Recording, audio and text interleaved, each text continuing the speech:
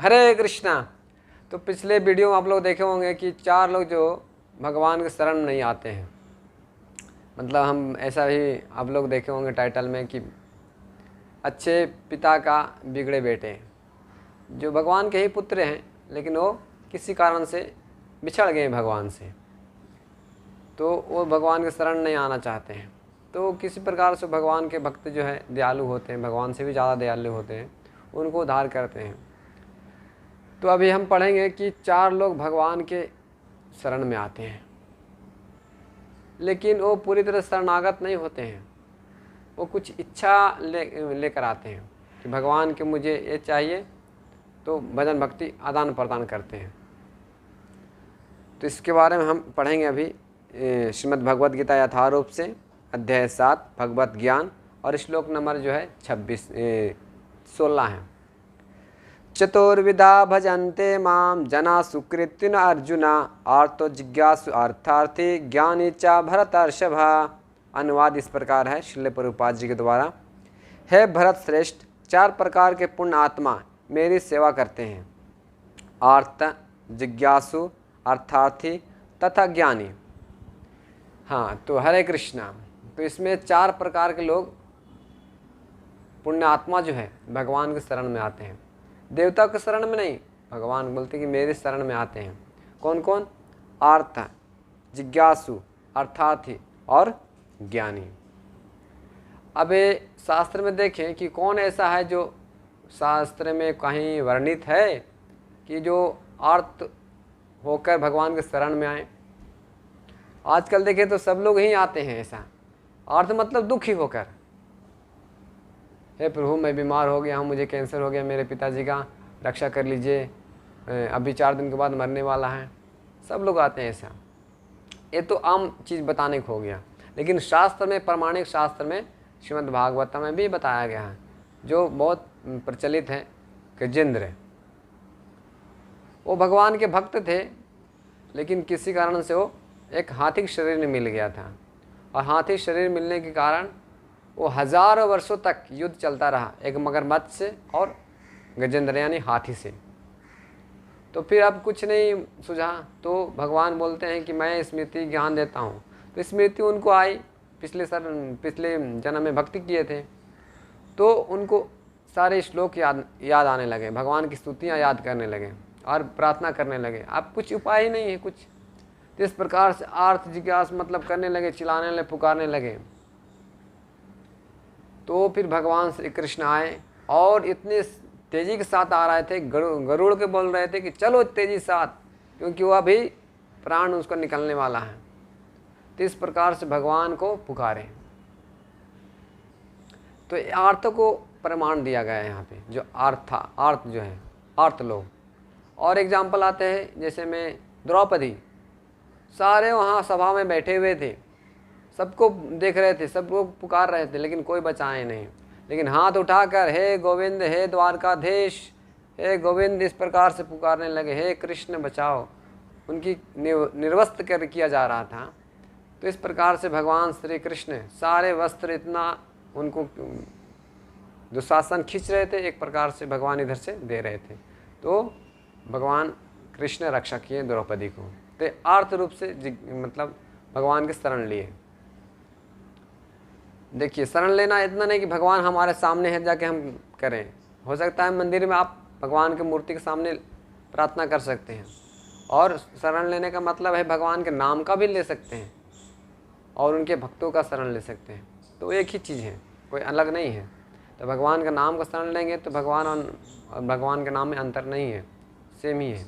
तो आर्त का हो गया। अब जिज्ञासु को देखें तो जिज्ञासु में शास्त्र में बताया गया, श्रीमद् भागवत में ही, कि शौनक आदि ऋषि जो है वो सुत गोस्वामी से जिज्ञासा किए थे कि मनुष्य का परम सिद्धि प्राप्ति करने का क्या उपाय है।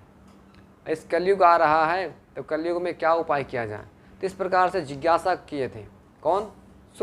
शौनक आदि ऋषि। 88,000 ऋषि थे। कहाँ पे?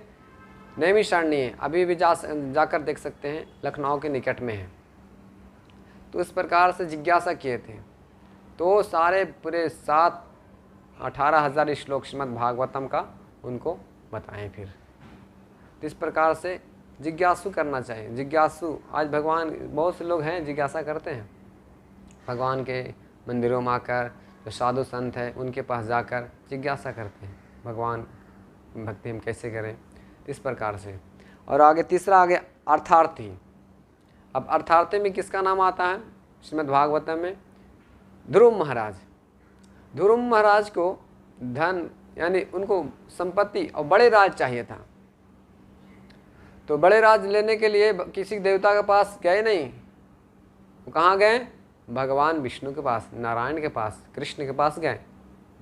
क्योंकि उनकी माता सुनीति और सुरुचि उनकी माता सौतेली माँ थी और सुनीति उनकी अपनी माँ थी। तो उनके पिताजी उतानपाद महाराज अभ्यास आसन पर बैठे हुए थे, मतलब उच्च आसन पर बैठे हुए थे। तो ध्रुव महाराज भी बैठना चाहते थे उनकी गोद में, क्योंकि ऑलरेडी उनके भाई जो है उत्तम वो बैठे हुए थे। वो जो है सुरुचि के पुत्र थे उत्तम महाराज, तो वो भी ध्रुव महाराज भी बैठना चाहते थे उतानपाद के गोद में।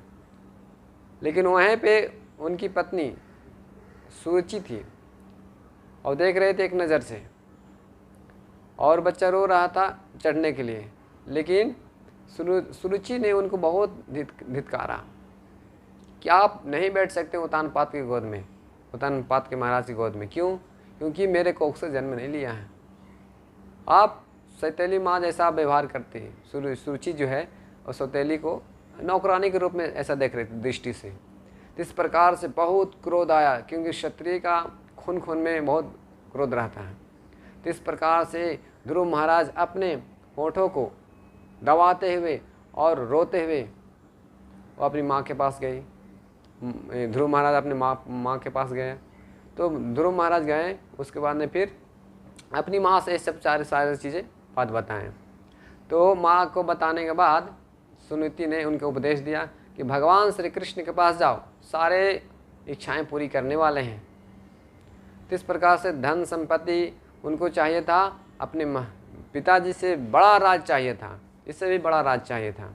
इसलिए अर्थार्थी का नाम आता है ध्रुव महाराज का नाम। और बहुत से ऐसे भक्त हैं नाम आता है। धन संपत्ति चाहिए, आज संसार में सबको यही चाहिए, धन चाहिए, संपत्ति चाहिए, अच्छा पत्नी चाहिए, सब चाहिए सब लोगों को। तो भगवान के पास आइए। और फिर बताते हैं ज्ञानी, जो सनत कुमार, 4 कुमार थे, सनंदन, सनक और सनंदन और सनत कुमार। तो 4 जो है ज्ञानी रूप में आते हैं। तो उसका ज्ञानी, क्योंकि वो बहुत बड़े चढ़े, सृष्टि के प्रथम वो अवतार हैं 4 कुमार जो। तो इस प्रकार से वो 4 प्रकार जो है भगवान के शरण में आते हैं। ये जो 4 जो प्रकार हैं ये शुद्ध भक्त नहीं है, बाद में शुद्ध भक्ति प्राप्त किए भक्तों के संग में आकर।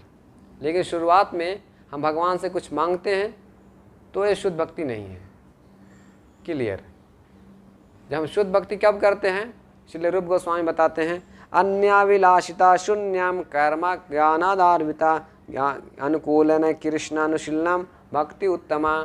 बोलते हैं कि कुछ भी नहीं चाहिए, शून्य, अन्याविलासितम शून्य, कोई भी भौतिक इच्छा नहीं, यहाँ तक ज्ञानी बनने की भी इच्छा नहीं, और हम भगवान की भक्ति अनुकूल भाव से करना है, यही उत्तम भक्ति है।